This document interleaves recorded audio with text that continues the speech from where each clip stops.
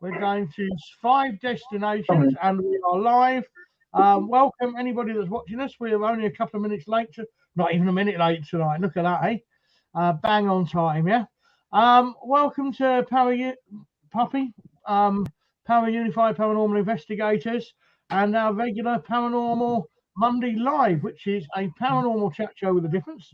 One we completely relaxed, completely open, and paranormal is absolutely anything, whether it be a UFO, whether it be a ghost, whether it be a Bigfoot, whether it be a cryptid or any kind whatsoever. We're happy to discuss it here. We have certain experts in different fields.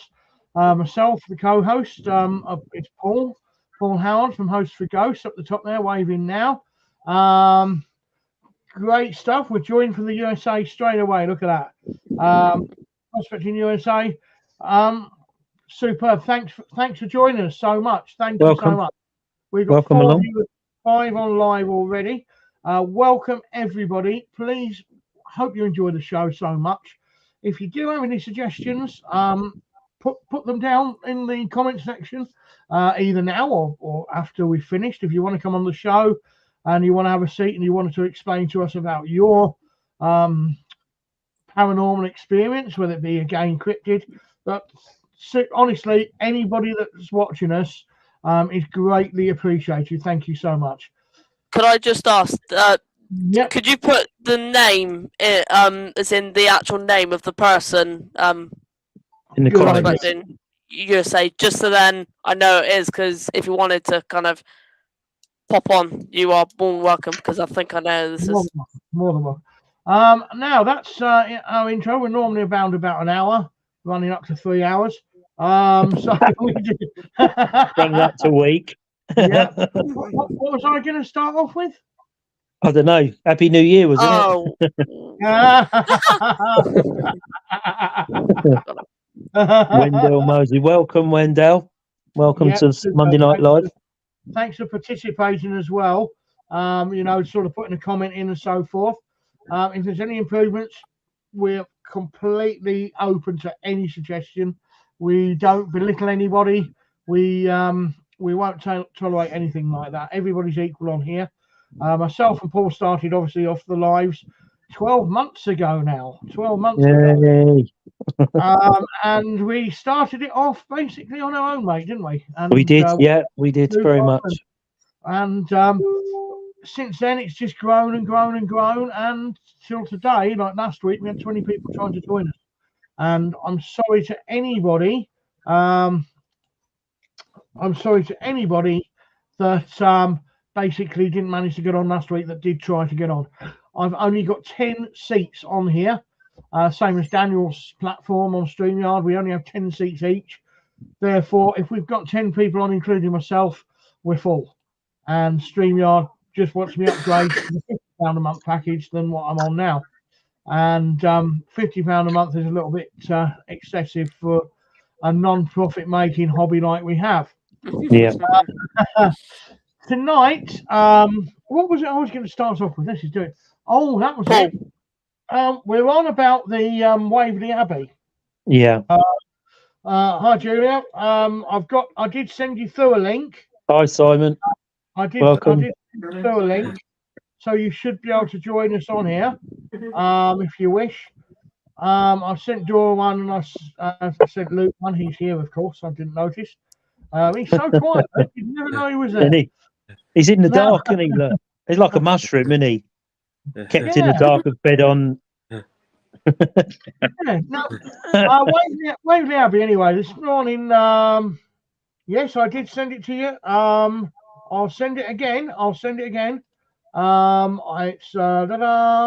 yes. No, you haven't seen it yet.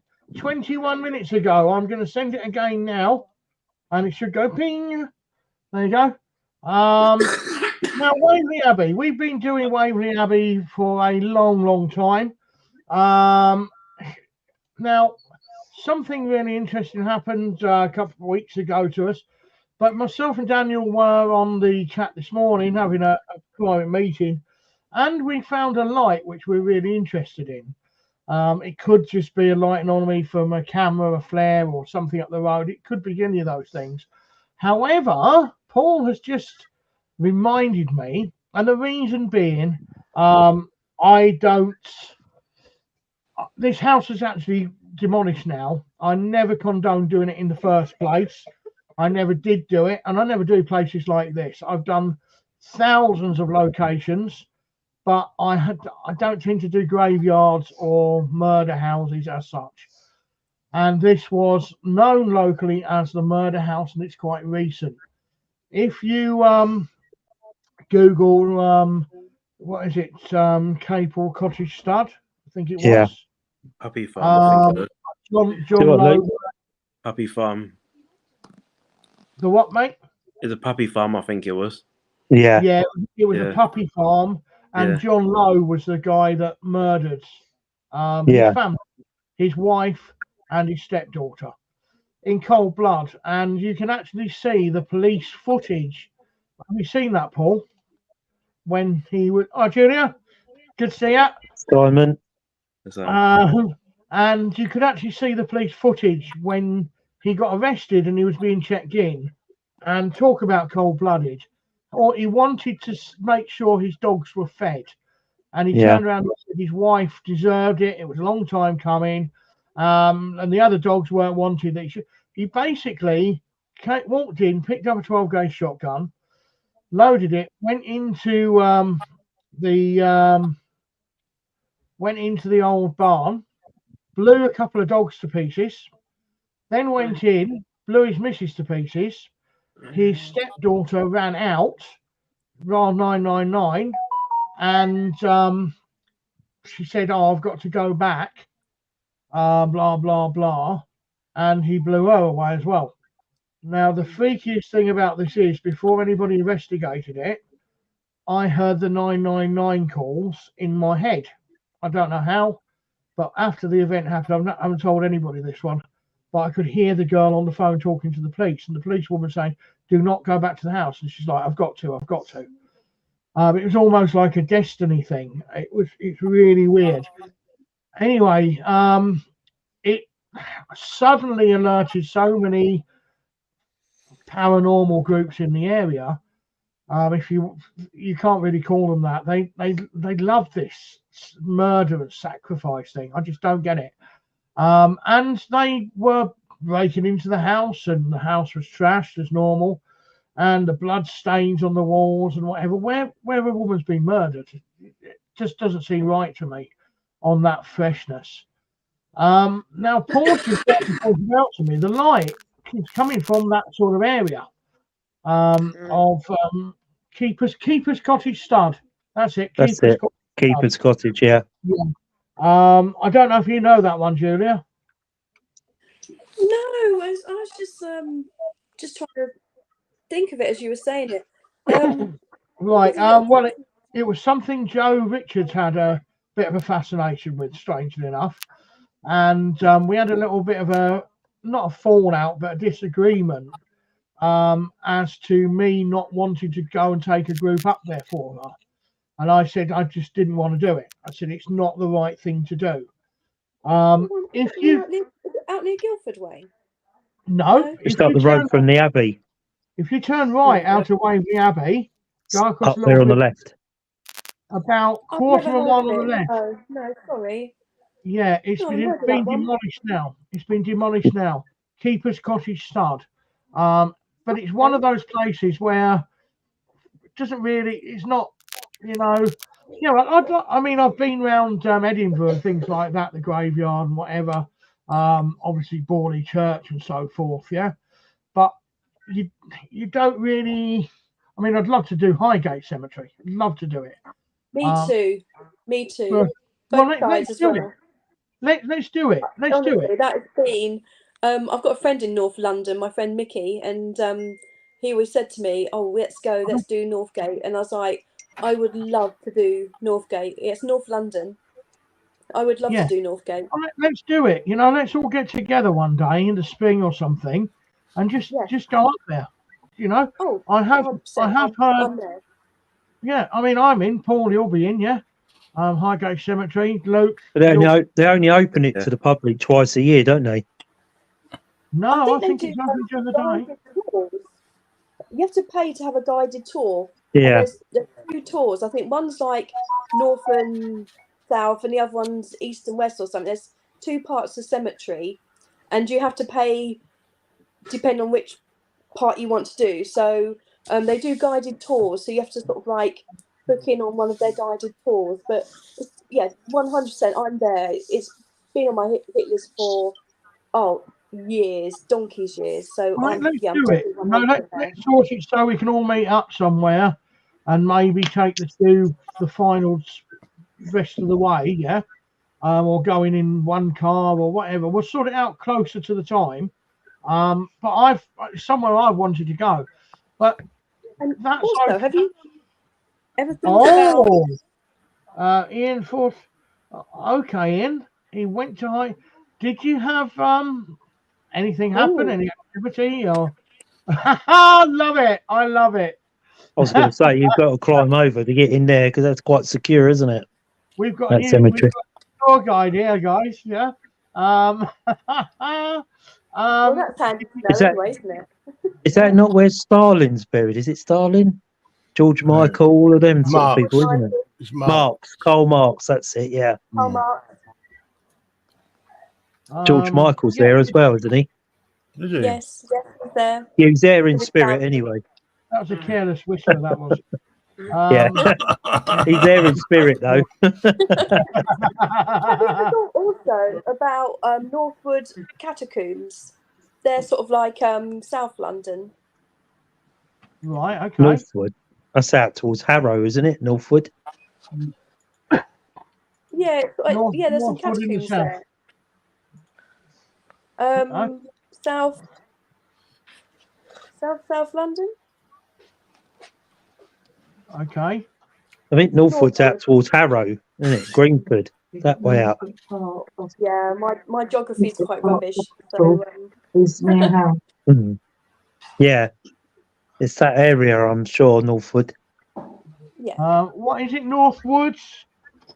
catacombs.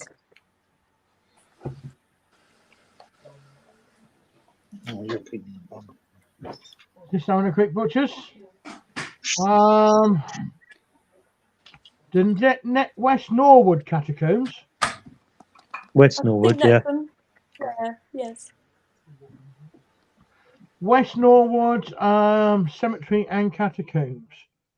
Kensal Green, 1827. Kensal Green. Yeah. The first half of the 19th century, there had been some burial grounds for non-conformists in the 17th century, with many established in the 18th century. The first London cemetery opened, Kensal Green. Cemetery was opened as South Metropolitan Cemetery Company, one of 8 private cemetery companies authorised by the Acts of Parliament to authorize overcrowding by establishing public burial sites around the capital. Oh. Okay. Quite interesting. There's Yeah, also some catacombs in Paris, but Paris is like a little bit further afield, isn't it? But yeah, so there's that's one another big problem. There's a real big problem with Paris. There's a lot of French people there. And Foreigners, a lot of foreigners there. Wow. I know. I can't afford to live anywhere, Ian. That's also like Brookwood Cemetery, isn't it? Have you ever been there? No. no, Because it that's had quite close by, isn't it? the very first railway line out of London. When the plague was on and they'd run out of room to bury people, they created this train line out to Surrey, where they could say that they would take their loved ones out to Surrey and bury them in the Surrey grounds. But Brookwood and Woking were the very first crematorium to have during that time, and they used to put the bodies on the train in from London, and it had its own private railway line into Brookwood Cemetery, and they used to get them off there and take them into Woking, crem and burn them because they'd run out of room. Do you remember that? Around Paul, do you? Basingstoke. Yeah, I was there. I was the train driver. Yeah, You've got a good memory. Fair play. I had hair then, B. That's why I remember it. Bill's on. Bill, if you want to join us, mate, I can pop your link over. If you want to come and join us on the live chat, mate, you're more than welcome. Bill, you know Bill, don't you, Paul? Yeah, Luke. yeah. Yeah, Bill's over in the States, Julie. He's one of our guys over there. He's tracking down cryptids, Bigfoot now, but he's also a paranormal researcher.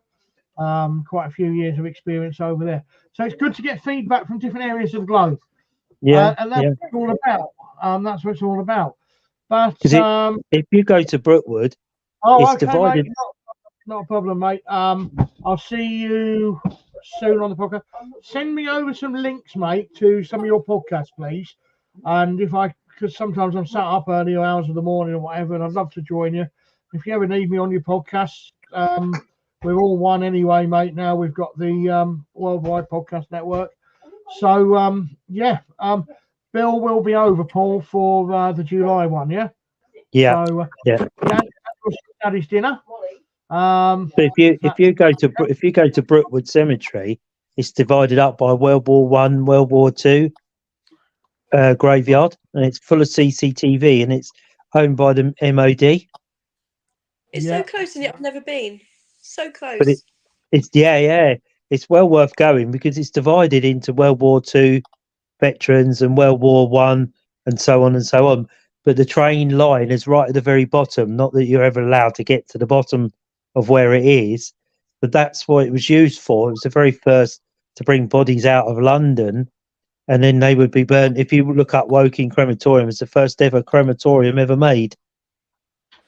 Well, so, I don't know.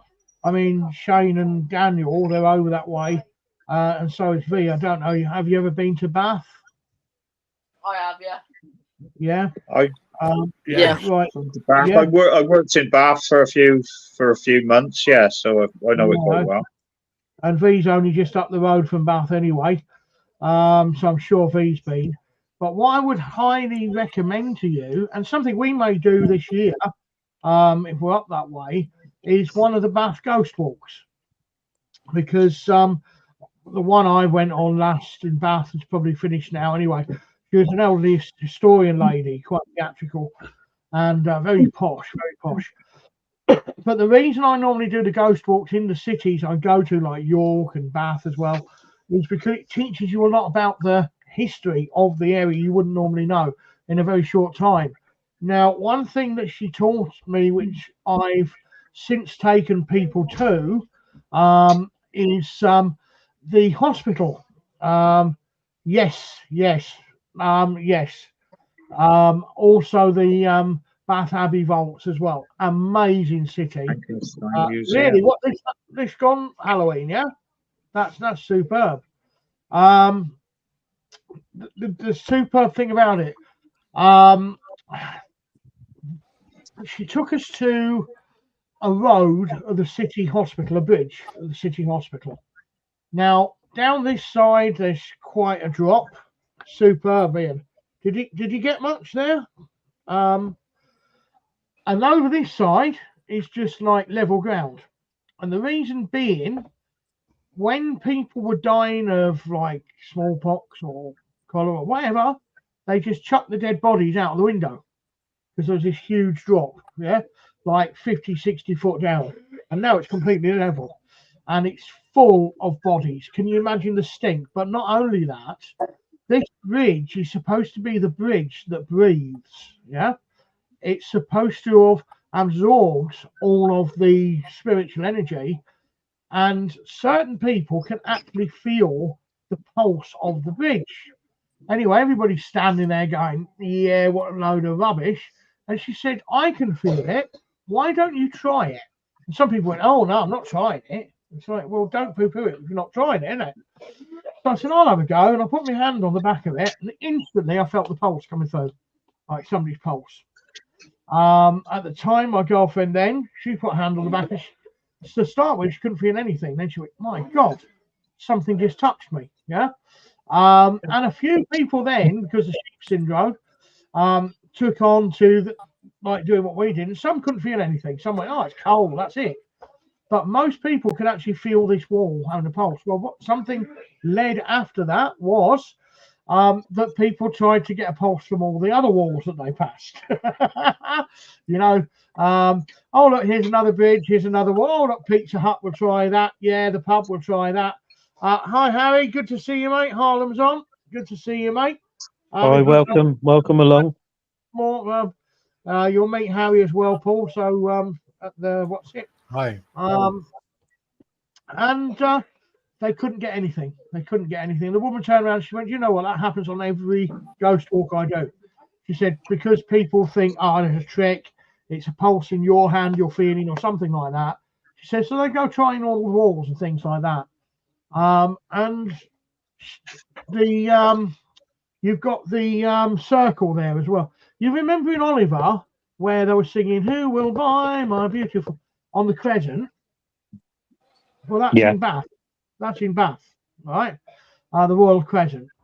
And you've also got the Royal Circle, which is perfectly square for a circle. Yeah. And if you stand in the centre and you clap your hands, or you shout as loud as you can, a group of you, you can hear it all around you, but none of the residents can hear it in the houses. You know, some Bath is there's no Wetherspoons on it. It's McDonald's come from Bath. My God, I can't go back there now. And Julia will never make it. You'll never make it, Julia. No, I can't see it.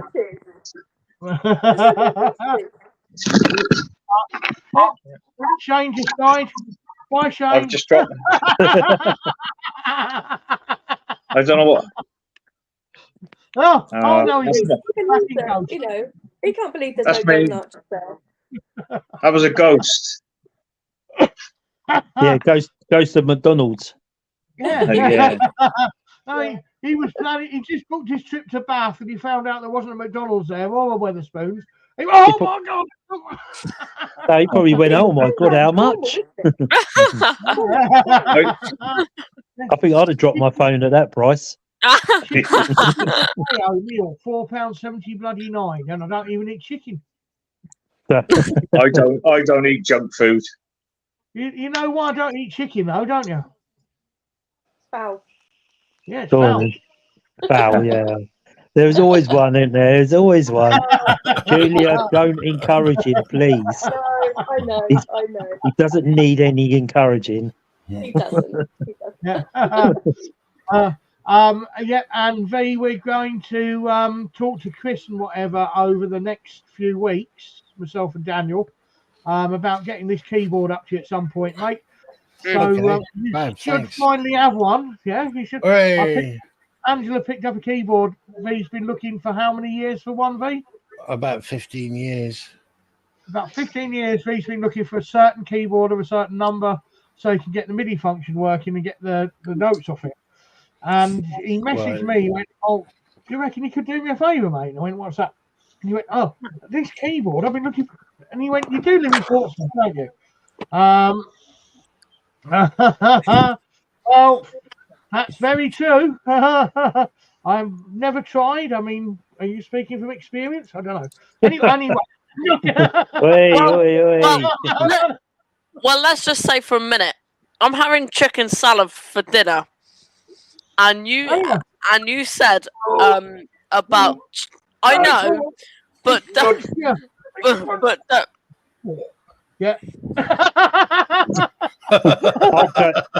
Daniel, I'd go and have your chicken salad before you can get a word in. It's right here. Come on, spit it out, mate. Come on. You can't spit them feathers out. Is that you? Me? Yeah. No. Who's Facebook user? Tell us your name, Facebook user. It's probably Gemma. Yeah. And so I'm completely thrown off of what I was talking about then. Anyway, but it wasn't going down the good path anyway. You were talking about showers. Oh no, baths, wasn't it? I thought it was just showers. He was talking about the keyboard at PSRC. Oh, that's right. Graham. Hi, Graham. Good evening. Welcome. Graham, I'm not going to ask why you tried to swallow chicken feathers, but there you go, mate. Darren, also, you know the part when I said don't say anything about a conference, and you just said something. No. Yeah. Do you mean that bit about? Yeah, something that you shouldn't say. No. Anyway, move on. I'm lost. I'm like, what about the keyboard or what? The conference when you The talker.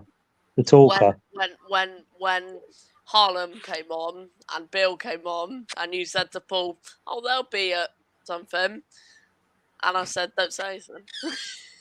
He didn't. Oh. I didn't hear anything. It's a secret. Oh, look. Hey, mate. Hi, Luke. Hi, Luke. Chicken.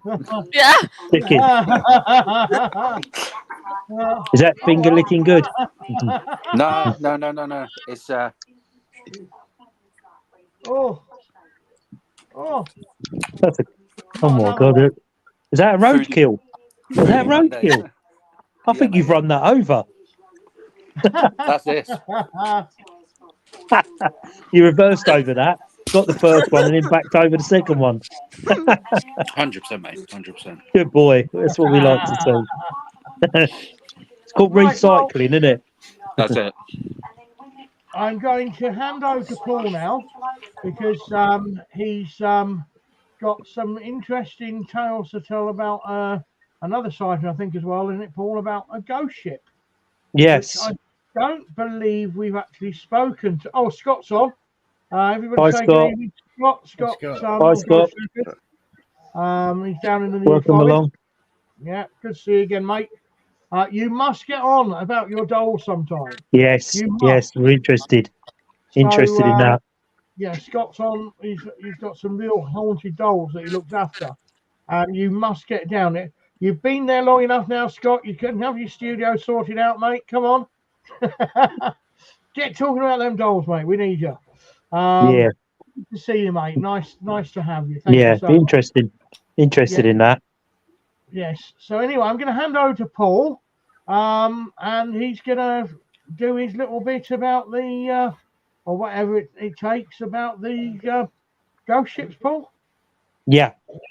I was just watching the other day on the TV, and they were talking about salvaging, about when they salvage boats. So whoever gets to the boat first, boat, ship, whatever, gets the rights to salvage the boat. So whatever's in the boat or whatever, by maritime law, they get the right to salvage the boat. This crew had gone out to a cruise liner that was sitting out just off the coast. Who is that bloke there? Oh, it's Darren. Ah, me. I'm trying to get you on, mate, but I thought it was an alien. It's just not. Hang about. Is that you? Oh, No. Oh my God, who's that? Hey. I look like Grant Mitchell. I look like Phil Mitchell. What, Peggy?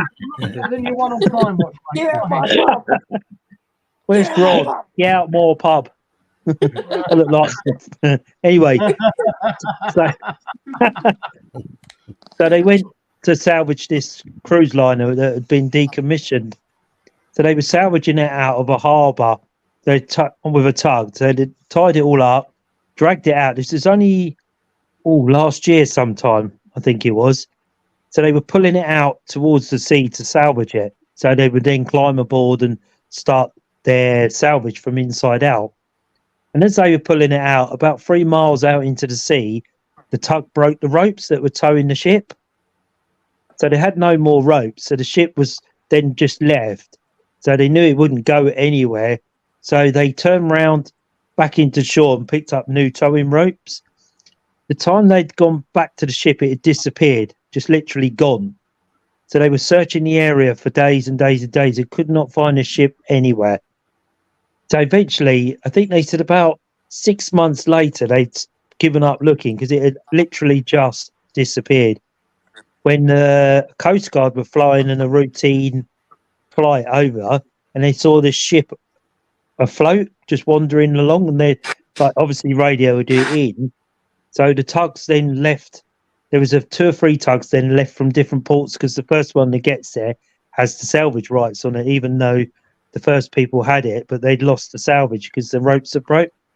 So all these 3 tugs have got to this specific point where the Coast Guard had seen it, and it had gone again. It had disappeared. They couldn't find it.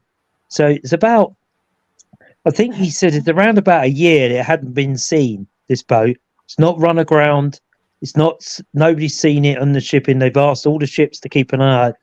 And then about a month or 2 months ago, it suddenly reappeared in the middle of the Atlantic on its own. And yet they can't understand why it's not run aground and why people can't get to it, because apparently when they give the coordinates, when they go there, it's gone. And they're saying it's become like a modern day ghost ship, but it's a cruise liner that's decommissioned. And even the Coast Guard have been looking for it because they've had sightings of it from different boats. And yet when they've gone out, it's gone. It's just disappeared. And yet some boats have seen it and some haven't. And they're saying it could be a modern day ghost ship because they, there is ships out there that have disappeared, like the Mare Celeste and things like that, and they reappear and then disappear. So I looked it up to see if it was near the Bermuda Triangle, around that area. It sounds like that. Yeah, but it's not. It's off the coast of where did they say? Chile or somewhere down there. It was the last sighting, but it's floated that far, thousands of miles, without hitting anything or running aground, and they really don't know why. They know nobody's on board because how old the ship is. It is 20 years old. I think it was a decommissioned cruise liner. Oh, okay. And it had run its time. Apparently, they run their time over years, how many times or how many millions of miles they run, and then they decommission them. And whoever gets to the ship first claims the salvage rights, whatever's in it, and the whole ship when they break it down. But they say that, all it was done was being towed out, ready to be salvaged, basically, and it broke its ropes. And the time they'd gone back to shore and come back, it disappeared, and they still can't find it. They're still looking for it. It appears and then disappears. What's the ship called? I can't remember off the top of my head. Sorry, but SS. It might come to me. It's probably that one I went on last September. With all them spirits. But I thought it was really interesting. And then if you look about, ships and things like that, then that takes you back to, like we were explaining a long time ago about the Philadelphia experiment, where they moved the ship in the water, and, they never really gave the full truth on that. And that sort of takes you into the realm that how can a ship stay afloat that long, not run aground, when a lot of times ships do run aground, don't they? Even with a crew on it. So how can this ship be floating around and not run aground? If it had been stripped and stuff, if it hadn't been stripped, then surely it should still have all the tracking radars and everything. So everything's decommissioned. Everything's decommissioned on it. Yeah. Right. They were towing it out to a point in the sea where they would start their salvage and they could sink it. Oh, right. So that it would become like a reef, where they sink the ships and they use them for maritime stuff, don't they? Divers and reefs and fishies, and they often sink them, don't they, and use them. But they were due to start from the inside and work out and take out everything that was salvageable at that time, so they could use it. But obviously it snapped the ropes, and they don't know why the ropes snapped, because obviously there's a telly going in the background. Yeah. Oh, sorry, that'd be mine. Sorry. All right. And then, they can't understand why the ropes snapped when they're proper tow ropes, and they've never had an issue with the ropes before. Sorry, Paul, I can afford a TV. Wow. Getting good in gospel. It's paying him too much, all them roadkills. Bring it back. Bring it back. You got electric down there. Only just, mate. I've got the hamster wheel and the pedal at the back. Do everybody know about the Philadelphia experiment? Me and Darren spoke about this for a long time, haven't we, Darren? Does everybody know what that was? No. Go over it again. The Philadelphia experiment. Do anybody know what it is? Have you heard of it? No, I don't think so. No? I feel you didn't hear about the Philadelphia experiment, mate. No, I know all about it, and even You know, Townsend I would Brown and all imagine that you do. stuff. Yeah. If you hadn't, if V hadn't have heard about the Philadelphia experiment, I'd be like, where would you be? Be a bit scary, wouldn't it? Really. Basically, it was a ship the Americans were trying to send through time, because their idea was to, put a battleship, time move it into Germany, do damage, and bring it back again. But all the experiment didn't really go as planned as it should have done. And I think it was USS. Can't think of the name of it. Eldridge. That's right. Yeah, and they tried to put it through time, but they got it to disappear, even though the displacement in the water was still there. Well, the intention was more to make it invisible. Yeah. But the time thing was something that they didn't anticipate. And it disappeared, didn't it? But it still left the displacement in the water, and then reappeared in a harbour somewhere else. Yeah. So they really had sent it through time, but didn't know where.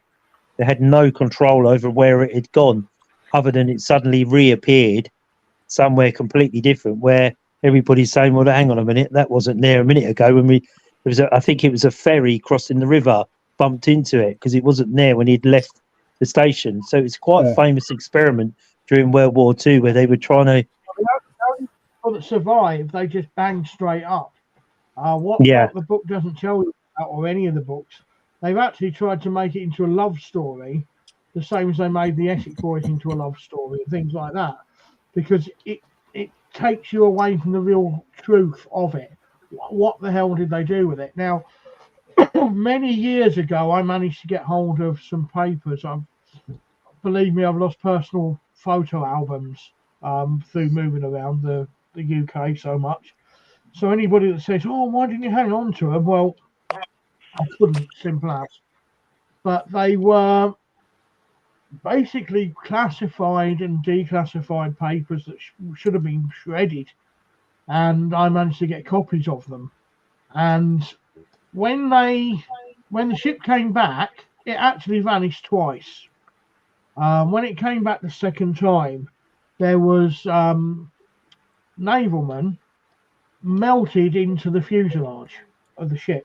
They were still alive, but they were actually melted into the turrets and the chimneys and so forth. They were jumping off the side of the ship and vanishing.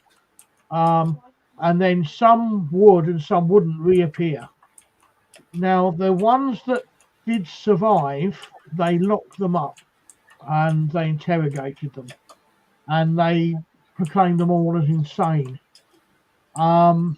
There was 3 specific sailors which they couldn't keep in prison. They locked them up in the cells, basically, and they'd be there for weeks on end. And then all of a sudden, they just get up and walk straight through the wall, like it wasn't even there. And even these naval sailors didn't know how they were doing it or what made them do it. I don't actually know what happened to them in the end, but they weren't let back out on the streets, let's put it that way. But some of the sailors that were melted into doorways and things like that, they took the doors off and they kept them alive for as long as they could, to try and figure out what had happened. They have since tinkered around with these experiments. It all came from basically the Montauk experiment and so forth, which was another step down, into depravity, basically, But what's Daniel laughing at? Well, I'm laughing at Luke's comment in the private chat. Oh right, I can't see that.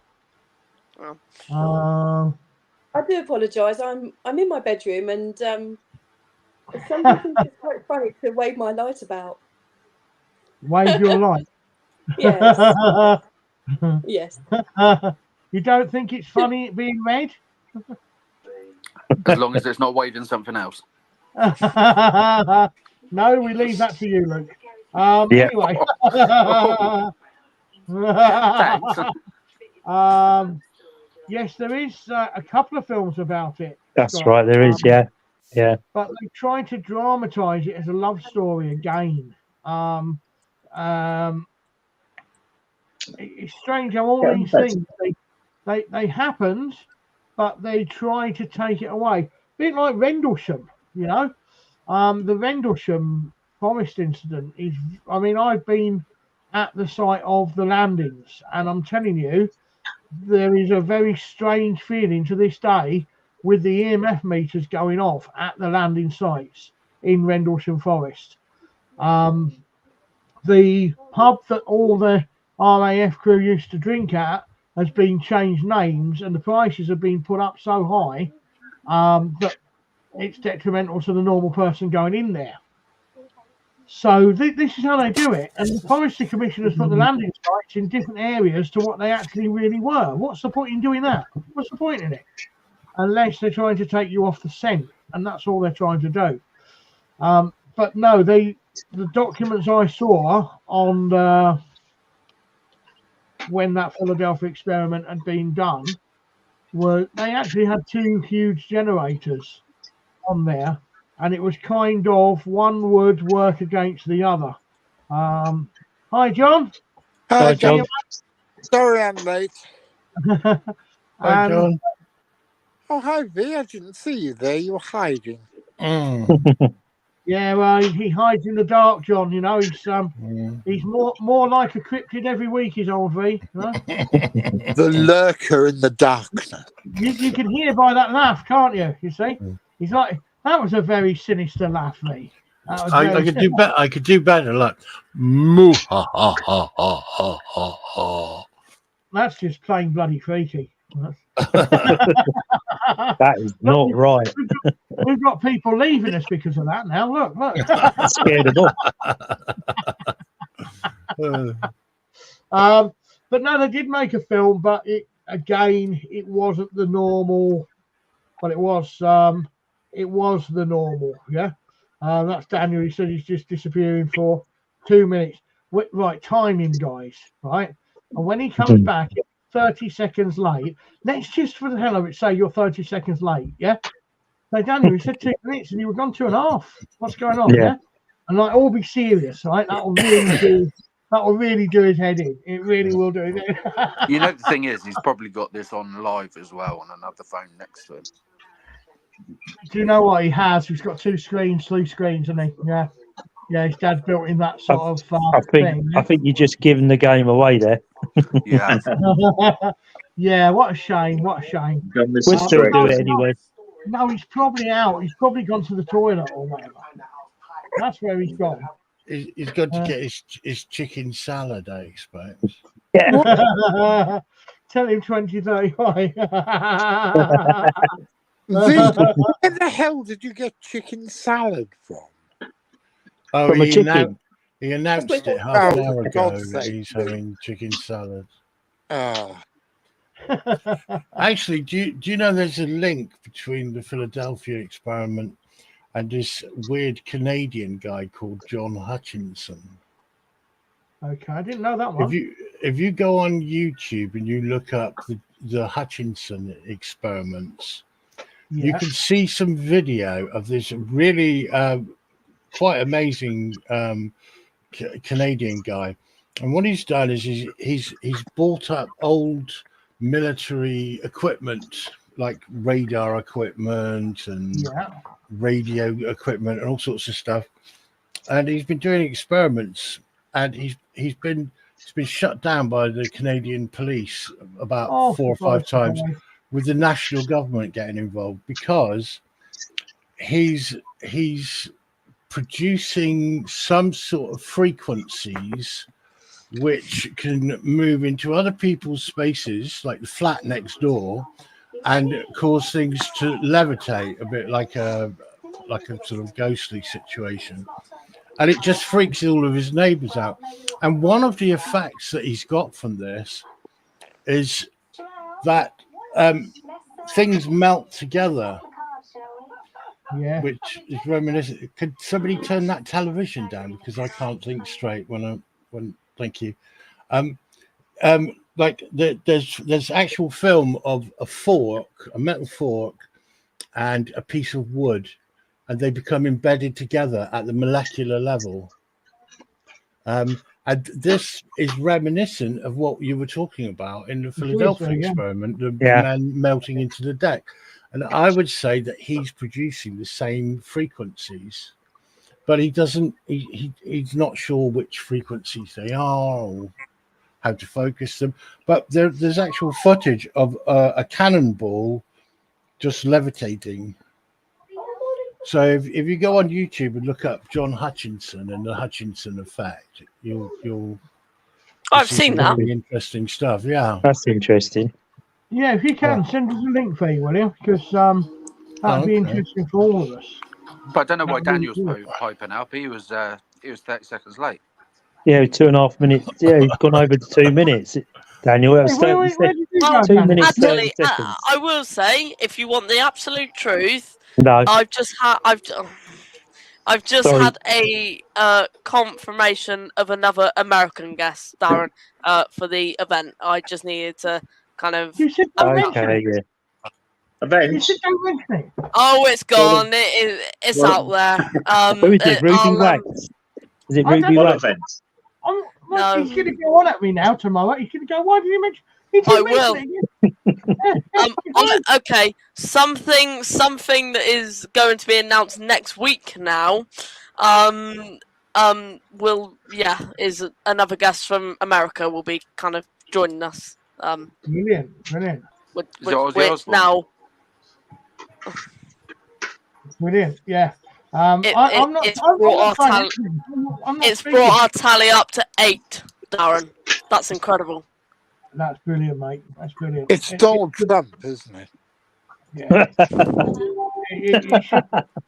It should be a good weekend again. It should be a weekend. Oh yeah, it should be. If I can make it, I will make it. I promise you that. You can imagine Donald Trump and Darren. That'll be it, wouldn't it? They'll just be. We might as well give up, don't we? Vote for Darren. Vote for Trump. Or is that Darren Trump? I mean, at least Darren's got a believable toupee. Darren Trump. Shit. Sorry. I didn't think you could hear. Darren Trumps. I tell you what I do. I get some of my hair and I put it over Darren's head. Like a comb over. It looked just like him, wouldn't it? Well done, Julia. Very good. We'll try that next time. We could do, yeah. We'll have to Yeah. down though. Might cover this up, mightn't it? Yeah. Yeah, Darren Trump. You'll have to print some 8x10s, Darren, and then practice his autograph. Come on. Yeah. Autograph. Mate, I'm selling my autograph for charity. No. Oh yeah. Oh yeah. Yeah. Oh yeah. Yeah. Yes. What charity is that? For the blind? No. No, it's so I can afford some hair. I'll give you some of mine. I want to look like Donald Trump. It's the right colour. It's the right colour. So we just Donald Trump's. lean it over. Donald Trump. Donald Trump's. Well, what it is, right? I'm trying to set up a charity that supplies corks to people. Oh, here we go. Yeah. Called corks to fat bastards like me. No? You put them in the house and you lose weight. Yeah, Darren, you're right and right. Yeah, you're right with both of them.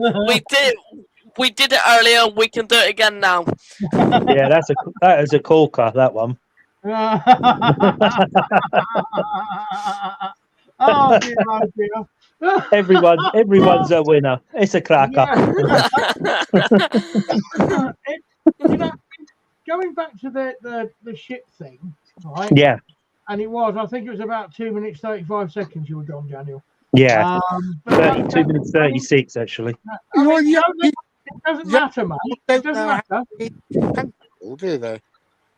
Jonathan doesn't believe you got. Jonathan doesn't believe you got a chicken salad. Who thinks he was longer than what he said he was going to be? I was 5 minutes. I'm telling you, I was longer than I said. I was 5. There you go. I was 5 minutes. You know, But the if you're point going to is, do you these put podcasts, just Daniel, disappearing for you 2 need minutes. to learn about timing. Yeah. You're not a time Yeah. traveller. How dare you? How You're not a dare you time say traveller, that, are you? Darren? Greta Thunberg moment again. Listen, how dare you? Oh! He raised his voice, didn't he? He's a time traveller, isn't he? Yeah. I reckon. Me and you need words after Paul. Yeah. I think Daniel's got a I only secret know a crush few. on Greta Thunberg. I know a He few wants to bad go words. swimming. Yeah? You can see them sat there, can't you? Who's turning the generator on next? All in the dark, Move on, aren't they? Darren. It's quite weary, isn't it? Actually, Mate. she's at school as well. Maybe we should have a whip round for the electric bills for these other Yeah. 4 people in here. Look, they're all in the dark. They all run out of electric.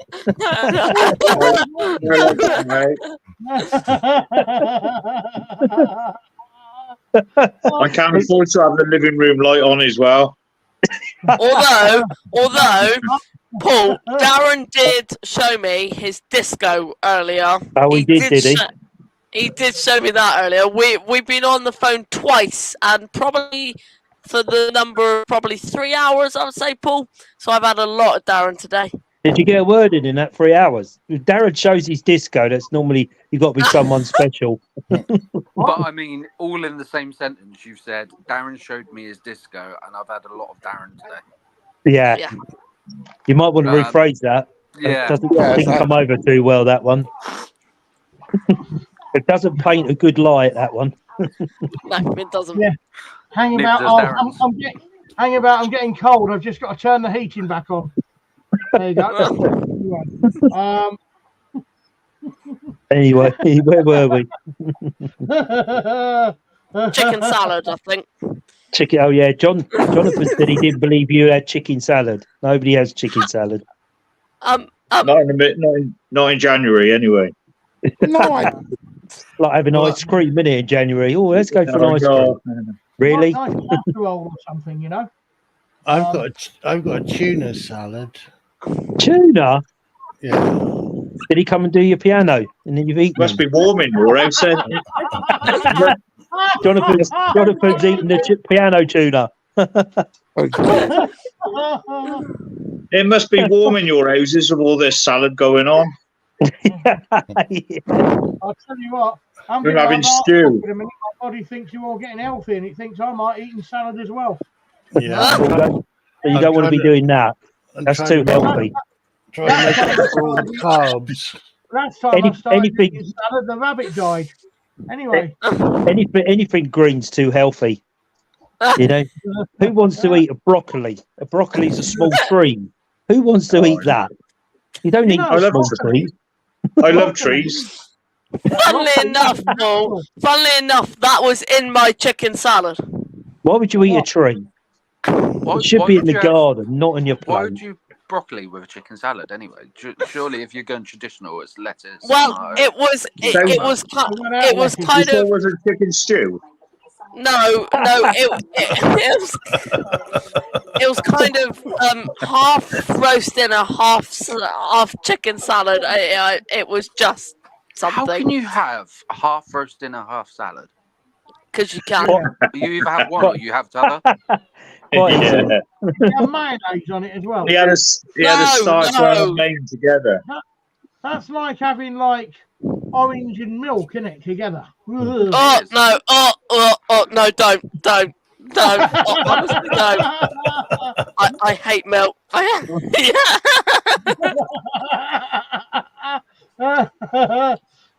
Right, what are we talking about? Ghosts, are we? Hey?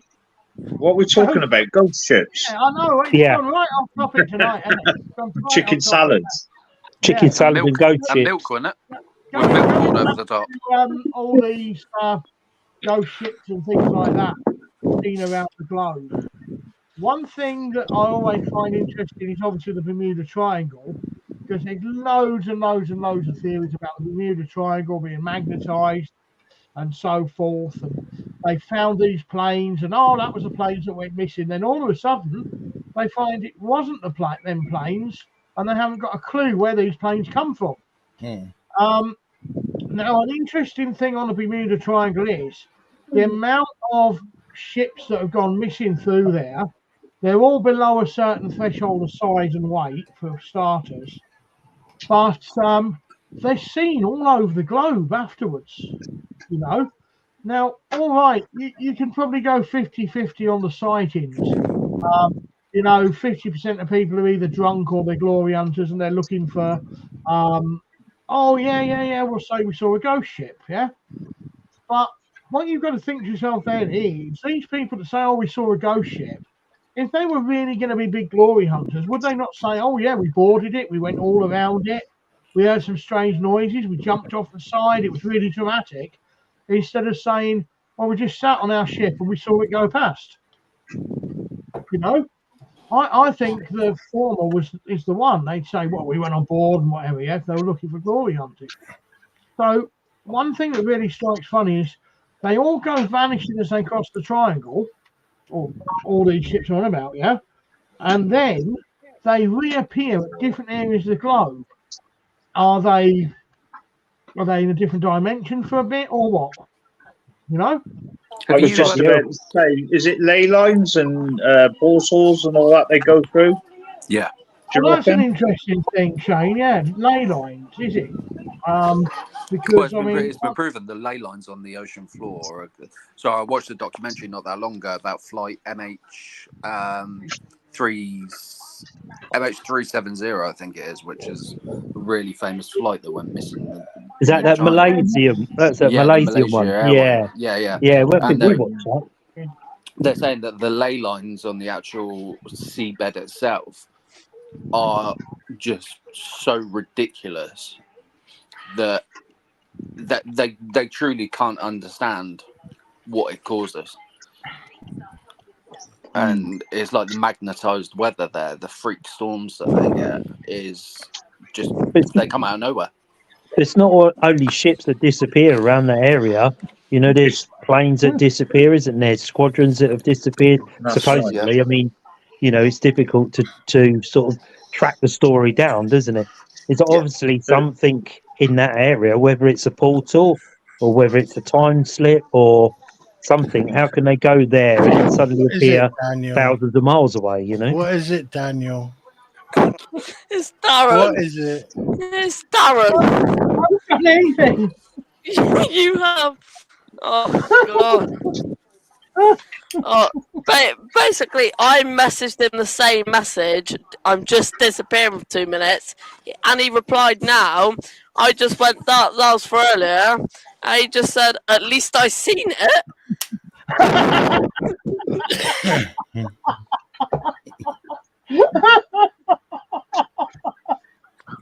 Oh dear, that's funny to do.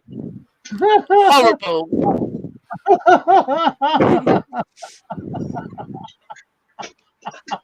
Lost. Must be a private joke. Before Daniel pulled us off topic again,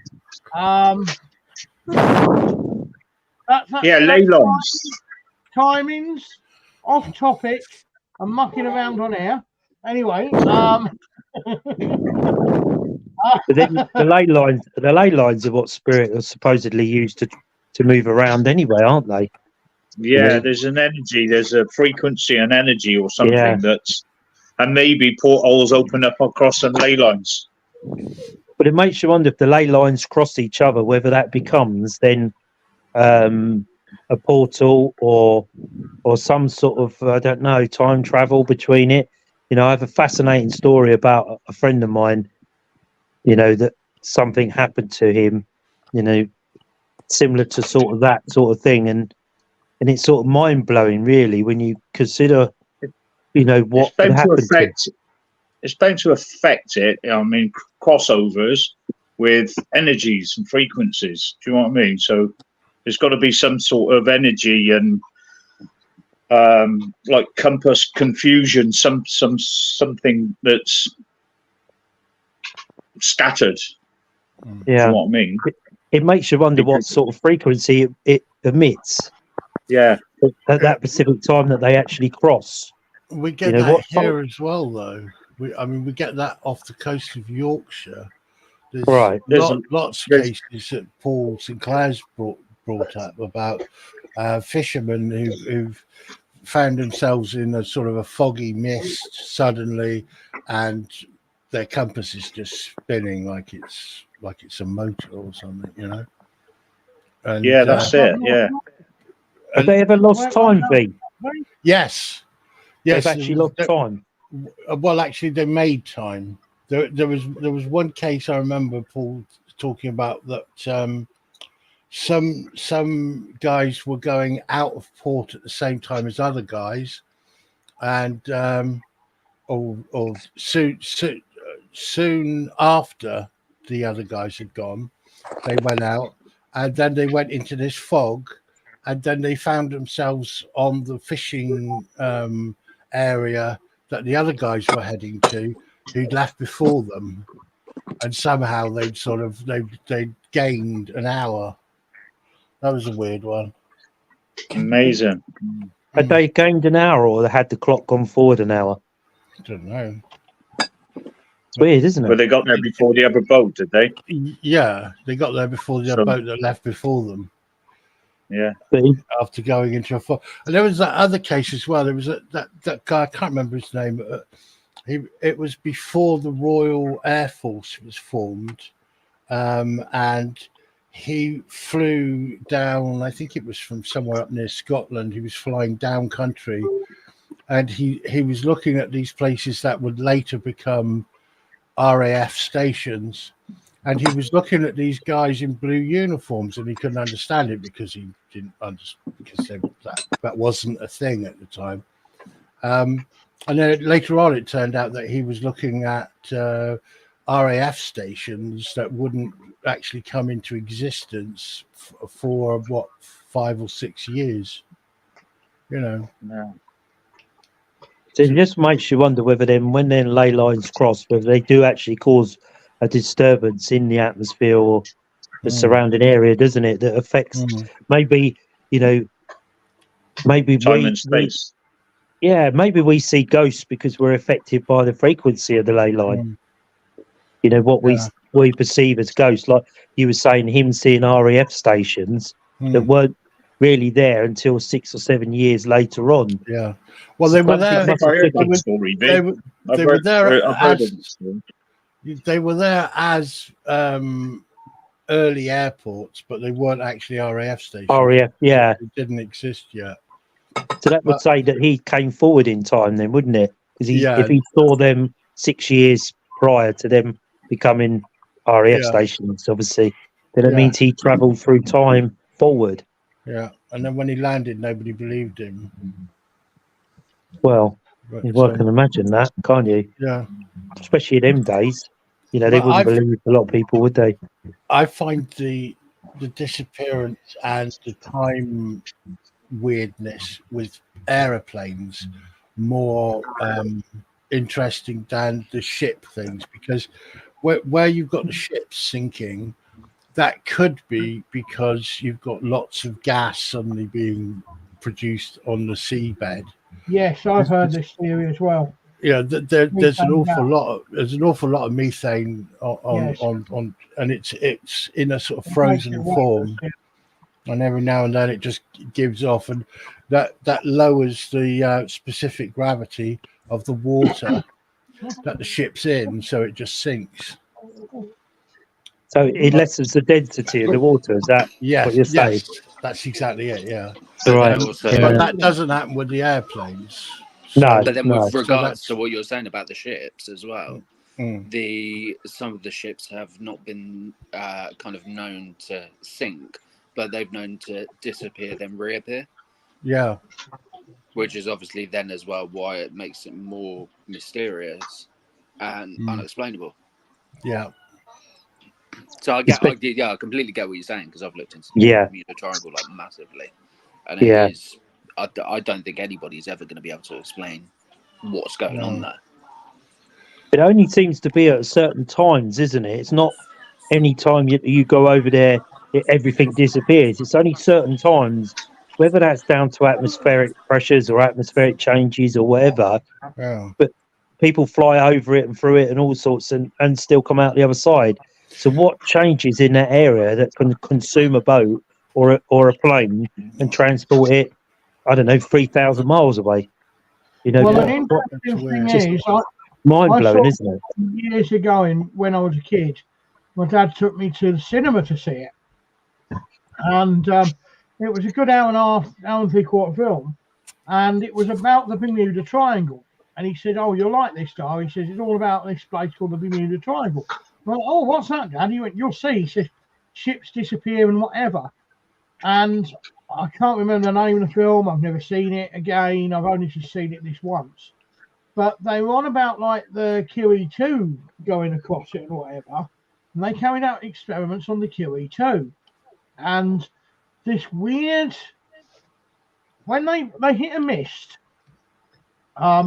and there was a certain area of the triangle, and they took photographs, video of the outside of the windows, and there was almost this like fungus on the outside of the windows, and it was all yellow and green, and then it was fluorescent as well. It was like it was glowing, and then all of a sudden it vanished. It just went, and then they took like 747s through.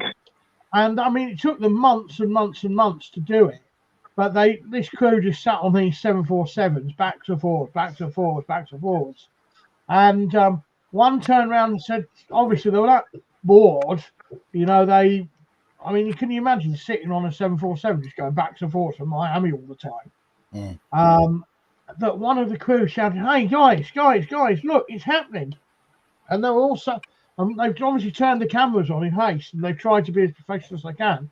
And they've walked up, and the front near side windows were starting to get this same sort of like glow, misty sort of stuff on them. And the whole left side of the plane went into this sort of like where you couldn't see out the windows, whereas you could on the right. There was no mist on the right, but there was on the left. It was thick fog. And they were measuring it, and there was some electromagnetic frequencies were going through the roof on the left-hand side, where there's nothing on the right-hand side of the plane. Then it just cleared up after about 20 minutes when it left the triangle. And they couldn't explain it. They could not explain it. They did this experiment for about 3 years. You know, they were trying to replicate, because they said vessels like the QE2 just do not disappear. They're too big. And the methane gas thing was a theory then, but they said, okay, the methane gas could be a real thing. However, well, how can you account for these molecules or whatever appearing on the... But at the same time, the radars were just spinning and things like that. So what the hell is it? What is it? That thing about things glowing, aircraft in particular, starting to glow and get this unearthly glow, and seems to have this sort of white misty stuff that sticks to the aircraft. That's a common theme, and that's happened in various military scenarios as well, with flights around that part of America. And there's a thing called St. Elmo's fire. That's right. Yeah. Doesn't seem to be that. There seems to be some other sort of weird. People refer to it as the light, don't they? Is it? It's not like Dante's light thing. Something to do with the molecules around the plane, isn't it? It becomes glowing. The whole plane glows. Yeah. Is it Dante's? What do they call it? Something. Oh, it'll come to me in a minute. Just something about then the triangle. There's been a lot of kind of triangles being related to kind of the Bigfoot kind of work, where I've done a bit of research on our area, and I'm not a big fan of history, but when I kind of connect up kind of like UFO sightings in the area, there's a triangle, and yes, Darren, I am looking into UFO sightings around the area. I made a kind of it is a triangle, and it connects up to one of the tree structures or possible tree structures in our forest, and it kind of goes a long way. And I then thought, right, let's now look into missing people. and there's been 2 missing persons in that right in the middle over the past 10 years or something. But it's just something that just kept popping up. It was like, I know these TV shows aren't 100% reliable, but it's like they keep popping up with this same thing. I'm going, is this a complete coincidence, or could this be something related to something possibly having something more than just a human life? If you So what know you're what I mean. saying is that day we went in the forest and you went and picked them bones up, bagged them, took them home. They weren't, but they could have been human remains. Oh. Shut up. That's why They there's a could- spirit shut up. standing behind you, isn't it? Can't you feel Yeah. his hands on your shoulder, Have you seen that before Daniel? as well? Yeah. Yeah. Can you see it? Yeah. Here's one for you. Okay. You know when these jets and the fighter jets and all that see UFOs? Yeah. No. No. Right. No. Why, if the UFOs have technology to enter into our airspace, blah blah blah, why do they not bring the jets down? Because they don't need Well, to. Because their intention isn't to harm; it's to learn. Or to Well, monitor. apparently Kevlar technology is alien technology. We couldn't have discovered it on Earth alone without help. Now, there's an interesting, it was an a mature top American Air Force commander, defunct, and as normal, you've never heard of him since. And he was speaking at a proper conference. Now, this would have been around about 2007. And supposedly, there has been a mothership above the White House for a number of years. Now, when it first appeared, the Americans were, all right, mate, see you in the morning, all right? Now, when you get something that big, come up and go, all right, huh? Yeah. Bigfoot. It's a Bigfoot sighting. No, yeah, the Americans responded by sending up 50 fighter jets to engage with this thing, and they found that when they got close to it, the planes disintegrated. And yes, Scott, this is a very interesting topic, isn't it? Very. Where you live now, you see some strange lights, and I'm going to bring some up on Waverley Abbey in a second as well. And also down in Wareham Forest. Now, anyway, they lost all bar 8 of these 50 fighters. So the Americans lost 42 jet fighters planes. And apparently the aliens responded to the White House and said, we're really, really sorry. We did not mean, we're sorry for your loss of life. We did not attack you or anything. When they fired at this thing, the weapons just got so far away and just vanished. There wasn't a bounce or anything like that. And they said, we didn't counterattack, we didn't fire one weapon. The fault was with our force field. The force field, which is required for us to do interstellar travel and so forth. Because apparently they can't, when they're traveling at their speed, whether this is true or not, this is not me, this is only what I've read or heard.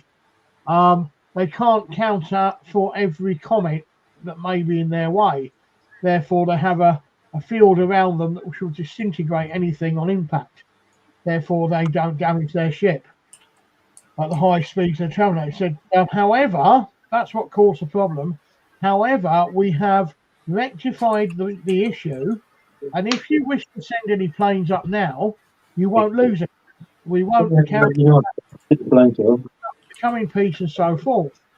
So the Americans responded by sending up another 30 planes, and they didn't lose one plane, but the pilots reported they were on the course for the target, and when they got so close away, the plane just started turning, and it went right round the object. And their weapon systems, they couldn't fire anything, they were jammed on all 30 planes. Now, this was quite a credible Air Force captain, defunct. You've not heard of him since. There was also some more credible, decorated officers there as well, which were questioning him. And of course, in a video, it was called from every, same as the leaked NATO video, soon get called. Now, you've got to think, when you look, there we go. Right. There you go. Now, this is another strange thing. Today, as well, to report a crime of any kind is near on impossible. You ring 101, after 20 minutes, they go, we're too busy, report it online. You go online, it's so many pages deep, you've got to type your own name in 101 times. Life's just too short. And you think, you know what, I can't be bothered. Now, that's for, maybe a stolen bike or something. If you're met with the severity of reporting just for some strange lights in the sky, you're probably not going to go very far at reporting it. Would you agree? You're going to get so fed up. You're going to go, oh, well, I saw them. Other people saw them. Luke. If they don't want to know, bugger them. Yeah. Who's that going, John? No, I'm shooting off. Phones on 3%. Oh, right. Okay. Darren, thanks for joining us, mate. I'm going to shoot for about 5 minutes. Whether I'm back or not, I don't know. Is that all right? Mate, no problems, mate. I know you've got a lot of things to do. Thanks for joining us, Daniel. Really is a pleasure, mate. I may be back on. I don't know. We'll see. Okay, mate. Well, I'll be doing the live in a second anyway, but we'll be on for our normal 15, 20 minutes afterwards. But anyway. All right, mate. All right. Bye, mate. You know I am. Great kid. Yeah, it's true, Scott. It's true. You get so fed up of trying to report the crime. Now, in 2020, I took the boys down to Wareham Forest in the motorhome and the mountain bikes. If you don't know Wareham Forest, it's absolutely huge. You can get lost in there. It's as if there's no people in there at all. We saw huge snakes running around and adders and everything. It was fantastic. And anyway, we had 4 nights there. And on the 4th night, Angela came down and joined us. And the kids went to bed, and we got some deck chairs and a can of beer each, and we sat outside the motorhome. It was a still, mild August night. It was beautiful. And anyway, she looked, there's no street lamps. It's pitch black. And looking up at the sky, it's absolutely superb. Then all of a sudden, you saw one light come across in a dead straight line. It wasn't high up, but it wasn't low. But you would have heard it if it was a plane. It was that low enough to make a sound. It was silent, and the speed it was traveling as well. Followed by another one, followed by another one, followed by another one, on exactly the same trajectory. No difference. And then they started crisscrossing each other. And then they came back again. And then there was formations of them. So, if it was a satellite, for one, satellites glisten, yeah? It looks like they're on fire because of the metallic substance they're made out of, so they glisten. But these didn't glisten. They were just white lights, like we saw the other night at Waverley Abbey on the 27th. Yes. Yeah? You remember that, Julia? When they were coming across? I know. It was very strange. Yeah. Now, on the way into Waverley Abbey, I was at the back of the group, And a couple at the front went, "Oh, what's them lights over there?" And remember, I looked across and I went, "They're not moving." And I forget who's, I think it was Nigel turned around and went, "Oh no, it's all right. They're flashing. It's a plane." Yeah. And I turned around and I said, "For God's sake," I said, "just because it's got a flashy light on means it can't be a UFO." Well, them lights sat there and they were stationary for about a minute and a half. They did not move. And then all of a sudden they took off. Boom, gone. Yeah. Quicker than any plane, weren't they? Yeah. I said, could it have been a helicopter? Because it was sort of stationary in the air, but it was quite hard to explain really what it was. Yeah, but the thing is, it was really windy up there, wasn't it? There was over 100-mile-an-hour winds. Very, very windy up there that night. Very windy. Helicopter wouldn't even fly in that wind. It's far too powerful. No, that's true, actually.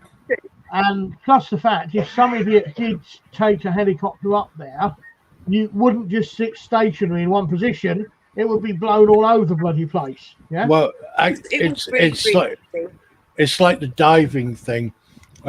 Anything, I think it's over 100 feet. Anything over 100 feet, police divers are not allowed to dive on. And it's a similar thing with wind and helicopters. You're not allowed to take them up over a certain speed of wind. Yeah, helicopters are very unstable. They are.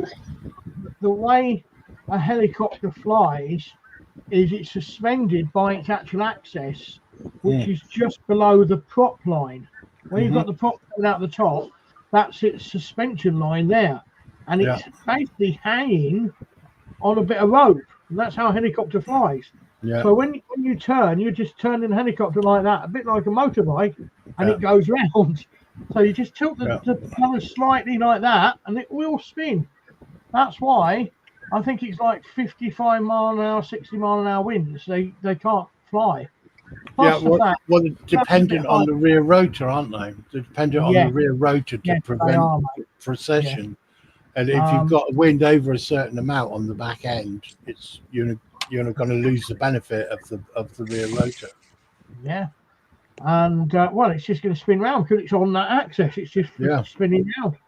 So that rear rotor is keeping it on its trajectory. If you've got a wind over 55, 60 mile an hour, that rear rotor, as you say, it's just going to start spinning in the whirlpool. Yeah. And the rotor is a rotor, it's turning. So once it turns with the wind, you've lost it. Once you've lost the helicopter, it's very hard to gain it back. Very hard to gain it back. Whilst we're on the subject of UFOs, have you heard about all the sightings in Peru at the moment? In the past 3 years, I think, that's been quite kept hush-hush. They've been all over the world, Shane, and it's all hush-hushed again, mate. I think there's a few reasons for it. Personally, the first one is if the average person knew on the street that they were indeed here and they were flying, then we'd be mass panic because the human mind can't handle it. Secondly, I think, there's so many different types of craft, japes and whatever, and there's about 12 different types of alien recognized now, actually recognized as being spotted on Earth. They must be coming from different planets.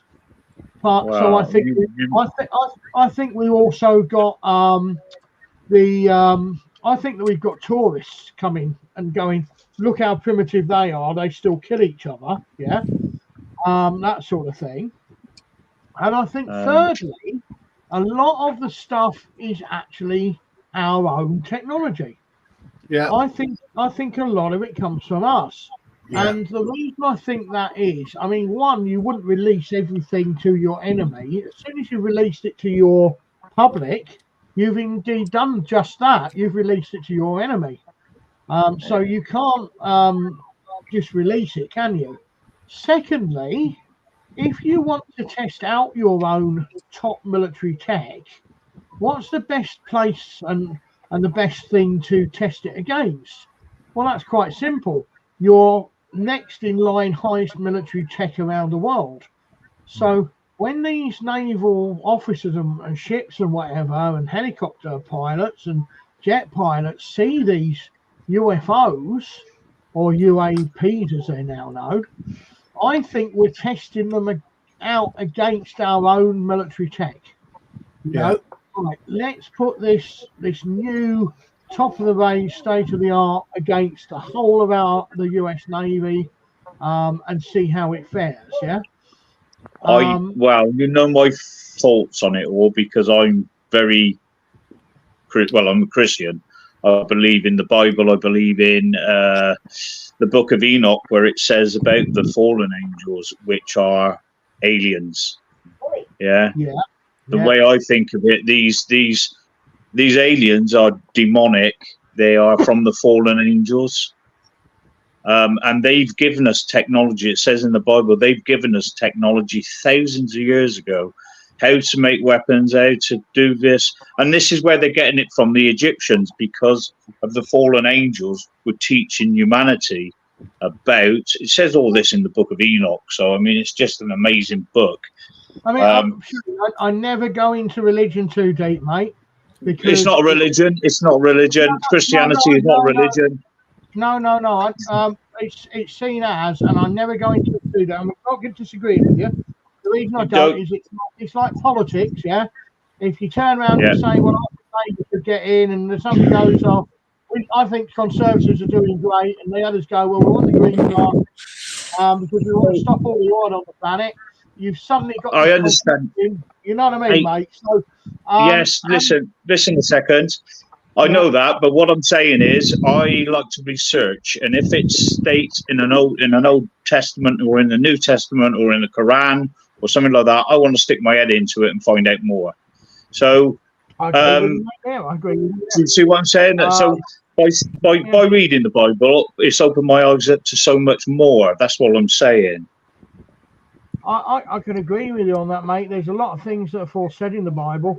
And I also believe that there's a lot of things that have already happened that have been noted in the Bible as well. You know, I think man's lived here before, and he's destroyed himself before, and I think he's going to destroy himself again. There's also an interesting study that was done on,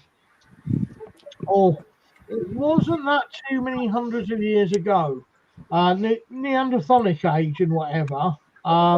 Where they found different species of Neanderthal in isolated areas of the globe. Now, each one differed slightly, and they all came around the same time. They were all placed there, it seems, at the same time, and they all went extinct around about the same time. Yeah, and because of their remoteness from being passed by divided by water, and they did never know about each other's existence. It was almost like somebody had put each one of the 7 species there to see which one would develop in different ways. Yeah, and then when they'd done their experiments, they removed them. And we know they're there, or they were there, because we found their skeletons and the remnants of what they manufactured or whatever in all different ways. Now, some of these things, I mean, you can trace certain bloodlines back, right, to the pyramids, 1500 BC, yeah, but you can't trace them back any further. I forget what strain it is, but that is the strain which scientists say without shadow of a doubt was introduced by an alien strain. Right? There's no other way it could have got into our blood system. Now, these people, coincidentally, are the highest abductees on Earth going. Yeah. So you know that's 1500 BC. Yeah. I just say I don't get into. I believe in something that's huge, and I know through the world. And Darren, sorry to interrupt there, mate. It's kind of to have that open mind and go like anything. It could be this, it could be that, is probably one of the best minds you can have. And I think having that, yeah, and I think having kind of the really kind of, it could be this, it could be that, we could change it to kind of and to kind of open all possibilities and kind of do that. Not everything is related to cryptids, or it could simply be, if I heard a knock at the door, it could simply be something falling, it as in that's just an example, and kind of just ruling out stuff that is kind of, that could be turned into something that could be human or something. You're getting there, mate. You're getting there. You are. I mean, we had a chat about this morning, didn't we? Yeah, we did. And about the open minds and things like that. And here's one. Oh, it's Jackie's on. Jackie's on. Hey, Jackie. Hi, Jackie. Yeah, she is, But you can also remember that's what makes us different from each other. There you go. We make ourselves unique, don't we? We're different. None of us are ever the same because we think different, we act differently, we process different things in a different way. That's what makes us different. The thing is, with mitochondrial DNA, that's female only. It's only passed on by the female. You can actually count backwards how many generations there have been in a particular line. And it was found that there was a period of about 10,000 years where all humans were females. And the only way that could possibly happen is if they were being reproduced in a laboratory. No males on the planet at all, just females. What years were they? Oh, I'm not sure how long ago it was, but it lasted for about 10,000 years. It's just in case I ever inherit a time machine, and I know what dates. Can you imagine a whole planet full of women drivers?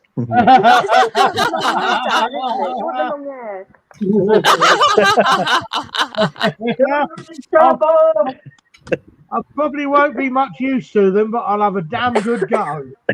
well, I will say, Darren. Go on. Darren as a woman, though. Come on. No.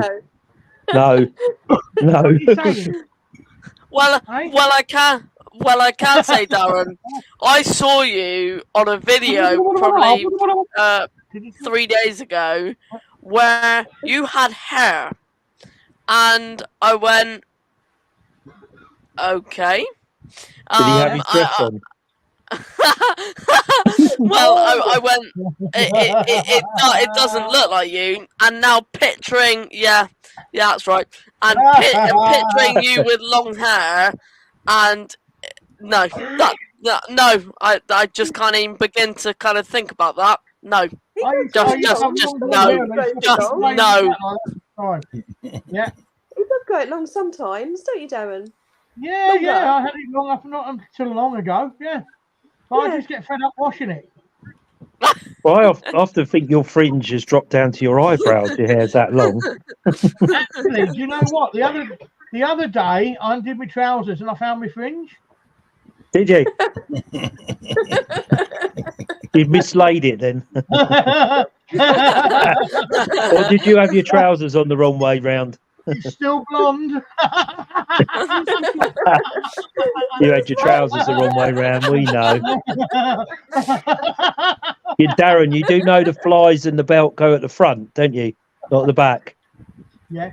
Did you hear about this? You see, this is a joke I can't tell anymore because it's probably racial, but there you go. Don't say it. There's this Irishman goes on holiday, right, to Spain, yeah? And he goes out single and he wants to meet some girls, yeah. Anyway, he sees this Italian there, and this Italian bloke, he's with girls every day, every week, and whatever, stunners, yeah. And he sees this go on for the first week, so he goes over to the Italian guy. He went, "Look, I'm out here." He went, "I'm, not just similar age group, but he says you've got a girl every day, every night." He says, "Oh, what you do is you get a potato and you put it down your swimming trunks. And when you're around the pool, yeah, you know, you go see the potato bulging out of your swimming trunks, and they go, oh. He went, thank you so much. He said, I'm going to try that. Anyway, the following week, he does that, and he's got girls, and he's walking up to them, and they're going, oh, God, and they're walking away from him. Like, anyway, the end of the second week, he's gone up to this Italian. He went, you lied to me. He says, what do you mean? He said, well, I've got the biggest potato I could find, put it down my shorts, he says, and women are turning their nose up at me. He went, you're supposed to put it at the front, not the back.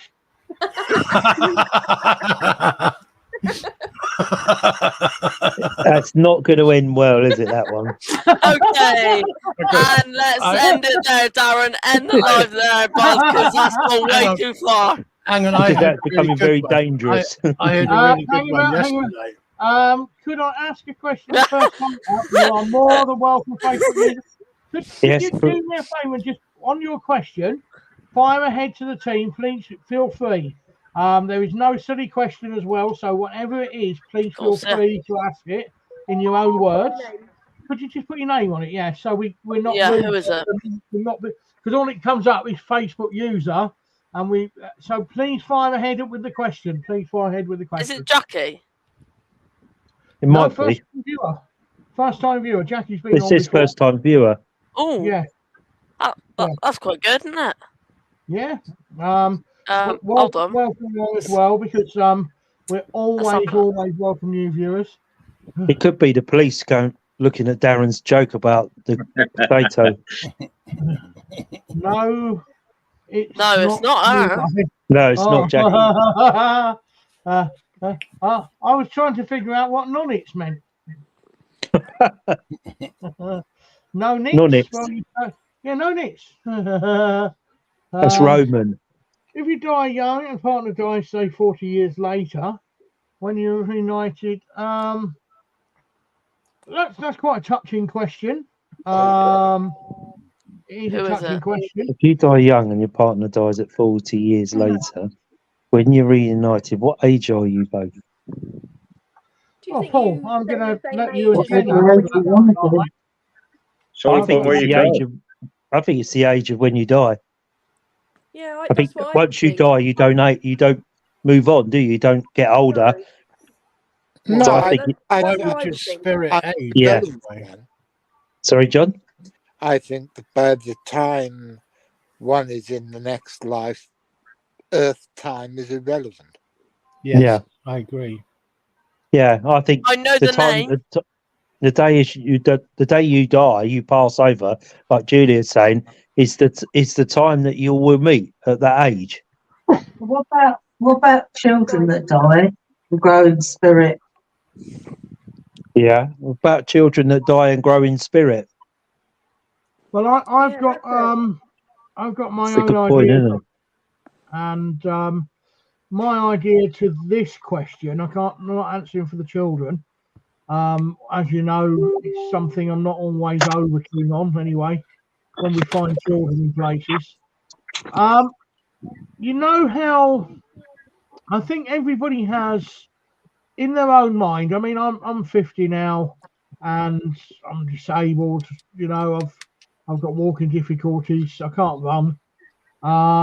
And you're clapping to that, Daniel, are you? No. I was clapping to his 50. Daniel, that was very hard. It was hard. Oh my God, Daniel.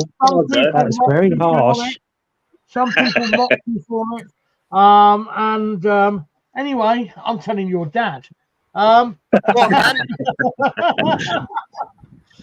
I in my mind, I still see myself as in my 30s.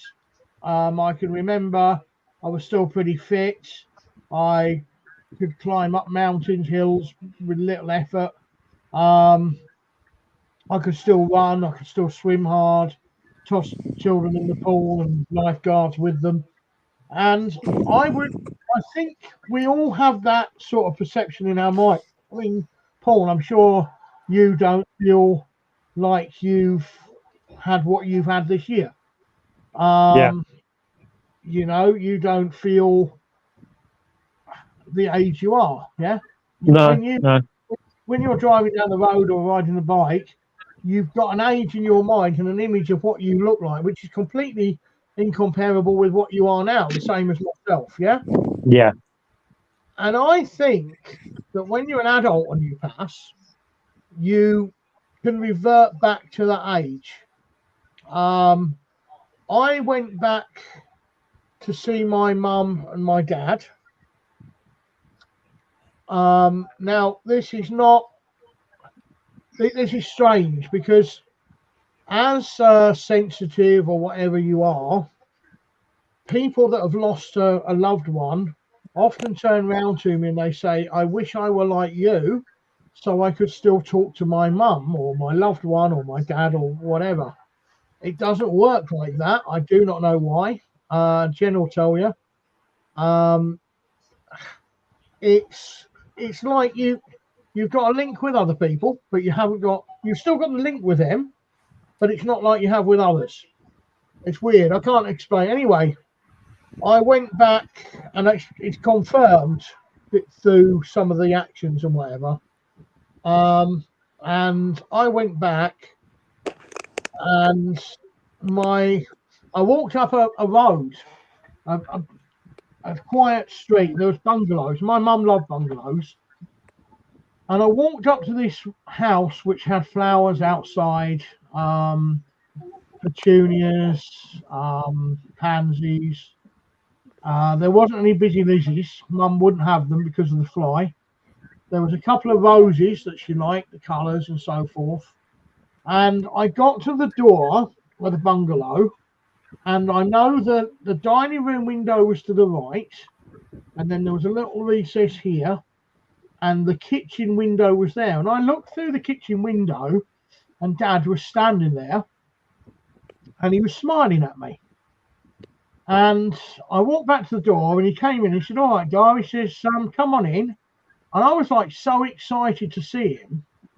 And he let me hug him, but he wasn't like he hadn't seen me for a long time. He was like, you better come in and sit down. Yeah. I said, okay. Anyway, Mum was through this room. She had a dressing table. She looked younger. So did he. They looked younger. I mean, this, I can go on for the next 10 hours and describe everything. I'm not. But anyway, it wasn't like a dream. If anybody's ever had an experience like this, they'll know what I'm on about. Anyway, I went through down a level. And there was lovely patio doors with white curtains and a lovely wooden table with, I think there's 5 seats around it, one on the end and the other 4 on. And I could draw a picture of this table if you want me to. It's so vivid. Beautiful carpet. Just the way my mum would have had it. Bless her soul, she was so house proud. Anyway, he sat me down. He said, I went, all right, Mum, as I walked through. She went, I'll be through in a minute. Take a seat with Dad. I went, all right, Mum, no worries. I'm so happy to be here. I'm so happy to see you. Well, you're not stopping long, but anyway, I've sat down at this table and I went, Dad, what's up? He says, your mum needs you. Now, those that know me know I was brought up by my grandparents. I don't tell this story to many, by the way, but I'm telling it to the world now because I think it's fair. Anyway, I was brought up by my grandparents, and my mum died when they stole Mum and Dad to me because they brought me up. It's not the person that plants the seed; it's the person that waters it, prunes it into a lovely bush. I didn't turn out into such a lovely bush, but I'm a bush. Bush. Yeah. Yeah. Yeah. And anyway, I'm sat down, and my real mum is still alive. She's 74 years of age. She lives in Scotland now. At this time, until I was 19 when Dad died, there's 3 years between them, and 11 days. I believe my mum was my sister. And it wasn't until Mum and Dad died, after Mum, that I found out that Val was my mum, and my real dad is Australian. And we don't talk. We did for a bit, but we don't talk. That's how I ended up in Scotland, because Val, my mum, Val, moved to Scotland a few years previous. We never really got on. I thought it would change things. I moved up there, lost absolutely bloody everything, including my dignity, the lot, to be honest. And happy old days of stress broke out there and then. And I've never been the same again, never. But there you go. And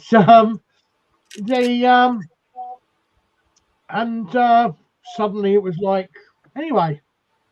So I managed to get out of the country of Scotland, and I got into Aberdeen, and I got into sales, and I managed to escape the country life. But it took me about 3.5, 4 years of pretty bad times, pretty really horrible times. Anyway, nobody down here had met, obviously, my mum and dad, or Val, my mum. Anyway, this is when I first met Angela, 11, just under 11 years ago now. This would have happened, and I didn't have a picture, I didn't have anything, so forth. Anyway, I'm in this house with Mum and Dad. Mum has come to the table. She's got her makeup on, just as Mum would have been. She was very housebound, very proper lady. She wouldn't go out without having her hair done, rollers and makeup, and dressed immaculately. And you can tell it was very emotional, very. You seem it now, Darren. I can feel it, Daniel. I can feel it, mate. And anyway, he said, your mum needs you. Now, myself and my dad was the hardest one in the family. Yeah, he was the nicest bloke in the family, but he was the hardest bloke. If there's any trouble to be sorted out, he sorted it out. And he brought me up exactly the same, not to be scared of anybody. He basically said to me, he said, she needs you. I said, she doesn't need me, Dad. I said, we parted years ago. He said, I know you did, but she needs you now. She's in trouble. I'm like, what trouble? And Mum came through. She went, there's a man. And I went, what? Oh, it's to do with your sister, Paula. I've got half sister, Paula. If you have a look on YouTube, she calls us on Facebook. She calls herself Paula Booth. Doesn't talk to me. She's one of my friends on my Facebook. Doesn't talk to me. Follows me. Yeah. Anyway, it's just a bloody shame. Anyway, he said, right. He says, this man, his name is John. Your sister's living with him. He told me about the gate and how there'd been something thrown at the gate, and how the police had been up, and how he threatened Val, and he was a big bloke, and how old he was, and what he looked like, what my sister had said to her, and how the layout of the house was. Now, I didn't know Val had moved. I didn't know where the hell she was. I hadn't spoken to her 10 years, something like that. The previous time I'd been working, I was in Birmingham. I said to her, she rang me up. Or no, I rang her. She went, oh, where are you? I said, oh, I'm in Redditch. She went, oh, right, what are you doing? I said, I'm running a telesales team. I've got 35 people underneath me. I've got 3 managers underneath me. I said, I'm doing so many bookings a week. I'm heading the company. I was top manager in the group this year. I'm not really bothered. I went, what, you're not bothered knowing that your son's doing well? No, couldn't care less. I said, so you're not really bothered talking to me? She went, no, not really. So I said, I won't bother ringing you again. And I didn't for about 9-10 years. Until this moment, and I'm suddenly sat in this living room with Mum and Dad, and they're saying, look, you're going to get a phone call, and it's going to be Amy. And I'm like, Amy? She went, Amy Murray. Amy Murray was in the same boat as me, living up there, English. And we were best friends. Nothing between us. We were just best friends and whatever, mucked about and whatever. And haven't spoken to her for bloody ages. Amy Murray's on my Facebook. You can message her and still verify this. Anyway, I woke up in the morning and I said to Angela, I said, there was a lot more about the house and things like that, but I won't go into it now, far too long. I said to Angela, I said, I went to see Mum and Dad last night, didn't I? I said, I went to see Mum and Dad. I was crying and it's like, all right, went downstairs, had a cup of coffee, and I said, look, there's this supposedly this man called John Booth, and he's out with my sister and he's threatened my mother, and the police have been involved and he won't stop. And she's living on a hill now. And I'm like near the Glen Barry and stuff like that. And I can see the house, I can see the gate. Anyway, the following day or the following evening, my phone has rung, and I've gone, hello? I've gone, Darren? She says, yeah. She went, how are you? I went, who the hell is this? She went, it's Amy. I went, Amy Murray? She says, yes. She went, you must remember me. I said, well, yeah, I do. She says, Darren, it's your mum. I'm so sorry, Darren. Do you just want to read the comments a minute, please? Yep. Bottom one. Yep. That's all. The Facebook user that asked the question. Well, yeah.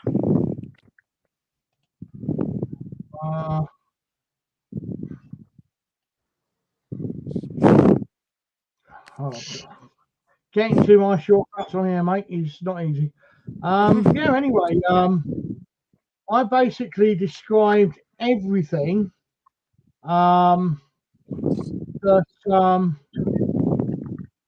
everything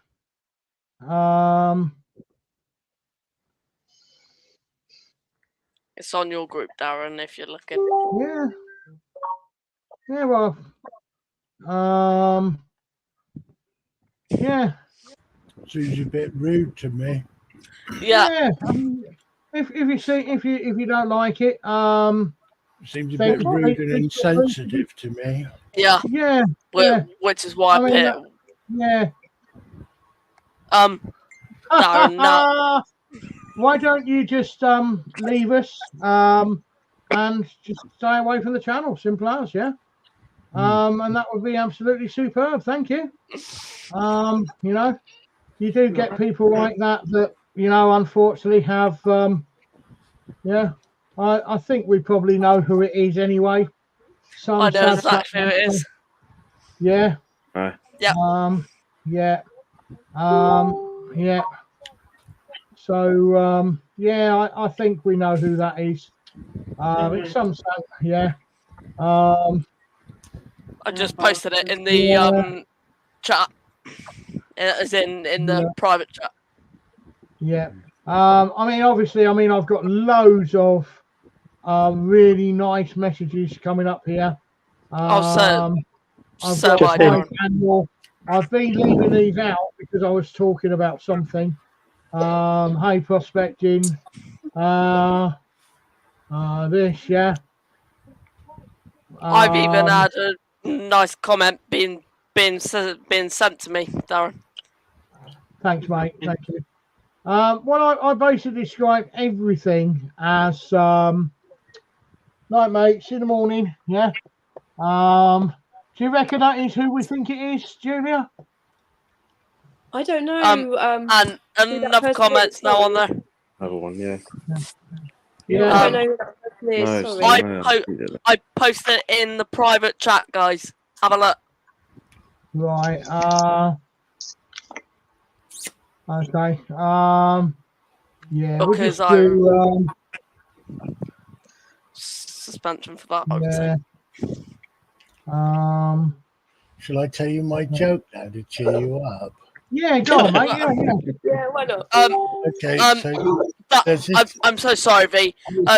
Darren, you need to do something about this guy because he's now swearing. Yeah, I saw it. Yeah. Oh, well. We just need to get that guy off. Yeah. Well, that's all right. I mean, let him absolutely go. Yeah. You know, he's more than welcome.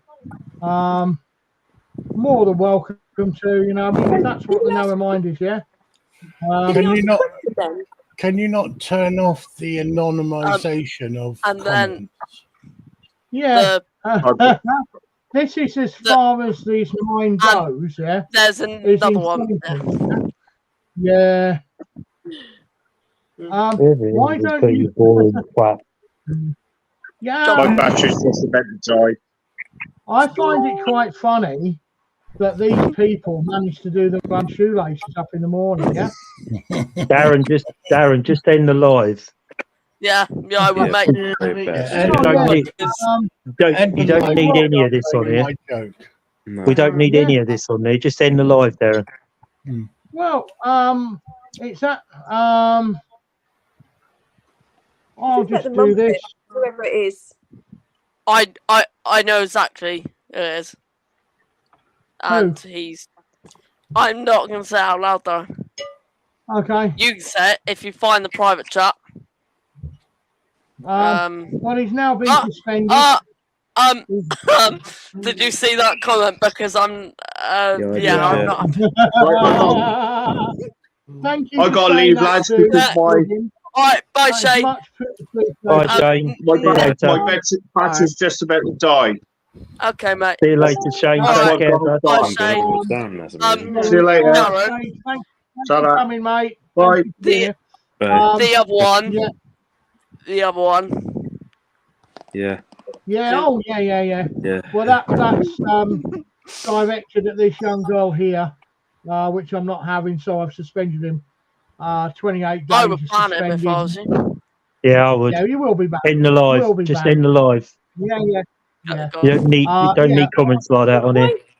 Why should you? No. Get out. About defending it, you know, they're making themselves look an idiot, which they clearly are. So let's just carry on.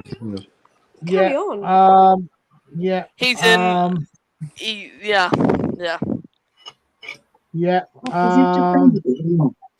Just doing it now. Well, also. Yeah, I'm just gonna do suspension, mate. Comments anyway, Darren. Well, you see, people like that, yeah. They're jealous. They're just jealous. They're just jealous of how great this thing is. No. Yeah. Can I just say to Prospecting USA Hunting, thank you and good night to you too. Yeah. Yeah, thank you. Take care. Sorry, Prospecting USA. That's much appreciated coming on. Thank you so much for coming on. Thank you for joining us. I apologise for that guy. I think it might not be anything to do with you. It might be to do with one of us. Yeah. It might be something else. I thought that. You know, Simon. why give you the satisfaction of ending something that we're enjoying just because someone decides to put up a few comments? So, you know, and it could be someone completely different. So just carry on. Yeah. Carry on. That's right. Thank you ever so much. Thank you, first time viewer. Welcome. You're welcome. Thank you so much. Thank you, first time viewer. It's so kind of you to come on. Thank you so much. I think, you know, unfortunately you get these groups, and because you're doing better than they are, they tend to that's Lauren Rosanna. Thank you, Lauren. Thank you so much for joining us. And Graham, say goodbye as well. See you later, Graham. Thank you for coming on. Thumbs up. Also, Gemma's been watching as well. I've had a message from Gemma. She's been watching as well for over an hour or so. Oh, right, okay. I also say thank you to Harlem as well, and Bill possibly, because I think they've both been watching. And also thank you to Ian Fortean who's watching from my side. Yeah, I think that's right. We're going to stay on for 5 minutes anyway, but I'm going to end the live now. Thanks ever so much for everybody that's listened. And Joined in really, with us. really Good. appreciated. Yeah, and hopefully we'll see you nice people next week, and we sooner or later you're going to get a keyboard bully come on. Do you know what I mean? Oh yeah, of course. Yeah, You know, Yeah. we've done 12 months without it, Paul, haven't we? You know. yeah, we've done well. So We've done well. yeah. But at the end of the day, So karma gets everybody in the end, doesn't it? Of course it does. Yeah. Yeah, it does. Yeah. absolutely. Yeah. And yeah, if it is, I've got his address as well. So anyway, You can Well, go and wee that's it.